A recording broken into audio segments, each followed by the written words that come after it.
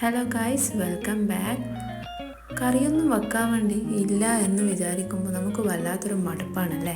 അപ്പോൾ എന്ത് വെക്കും എന്ന് ആലോചിച്ച് കുറേ സമയം നമ്മൾ ചിന്തിച്ച് നമ്മുടെ നേരം തന്നെ കളയുന്നവരാണ് മിക്കവരും ഉണ്ടാവുക. അപ്പോൾ ഈ തട്ടിക്കൂട്ട് ഒരു കറിയുടെ റെസിപ്പി ആയാലോ? കറി എന്ന് പറയാൻ പറ്റില്ല. അപ്പോൾ എന്താണെന്ന് നോക്കാം. ആദ്യം തന്നെ പാനിലേക്ക് വെളിച്ചെണ്ണ എടുത്ത് അതിലേക്ക് ഉള്ളിയിട്ട് നന്നായി വഴറ്റി കൊടുക്കാം. നന്നായി വഴണ്ടി വരുന്ന സമയത്ത് കുറച്ച് വെളുത്തുള്ളി കുത്തിയതും കൂടി ഇട്ട് കൊടുക്കാം. അതിലേക്ക് തന്നെ തക്കാളിയും പച്ചമുളകും കൂടി ഇട്ട് നന്നായി വഴറ്റിയെടുക്കാം. അപ്പോൾ നല്ലോണം വഴറ്റാൻ വേണ്ടിയിട്ട് കുറച്ച് ഉപ്പും കൂടി ചേർത്ത് നല്ലോണം വഴറ്റിയെടുക്കാം.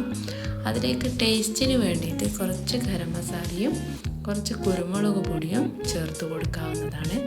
പിന്നെ പൗഡേഴ്സ് വേറെയൊക്കെ മഞ്ഞൾപ്പൊടി, മുളക് പൊടി ഇട്ട് നന്നായിട്ട് അതിൻ്റെ പച്ചമണം മാറുന്നത് വരെ ഒന്ന് വഴണ്ടി വരാൻ വേണ്ടി നോക്കാം. പിന്നെ അല്പം വെളിച്ചെണ്ണയും കൂടി ഒഴിച്ചിട്ട് ഒരു മുട്ട പൊട്ടിച്ച് വെക്കാം.